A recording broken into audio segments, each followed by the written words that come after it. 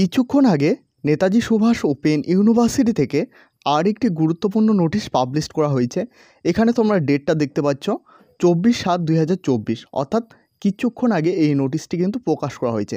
তো নোটিশে কী বলা হয়েছে, থিওরি এক্সামিনেশন শিডিউল, অর্থাৎ তোমাদের যে term in examination theory exam হবে তার শিডিউল।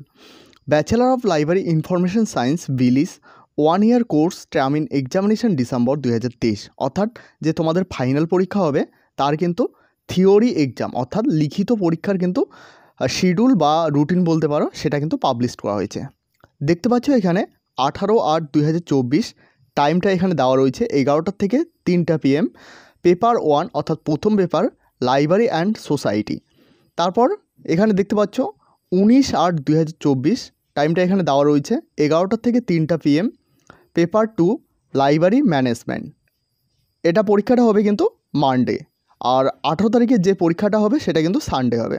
25/8/2024 সানডে অর্থাৎ রবিবার 11টা থেকে 3টা পেপার 3 লাইব্রেরি ক্লাসিফিকেশন থিওরি।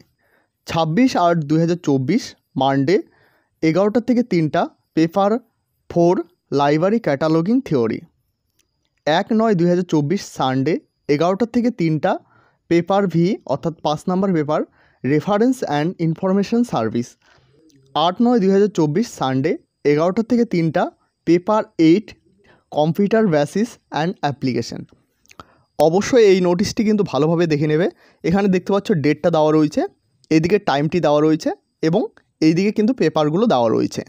তো অবশ্যই এটা কিন্তু ভালোভাবে দেখে নেবে, ডেট, টাইম এবং পেপার, কোন পেপারের এক্সাম হচ্ছে সেটা কিন্তু এখানে দেওয়া রয়েছে।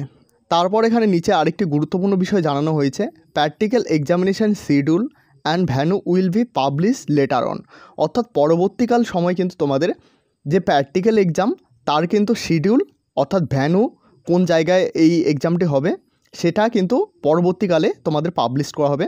যখন এই নোটিশটি পাবলিশ করা হবে সবার আগে কিন্তু এই চ্যানেলে পেয়ে যাবে।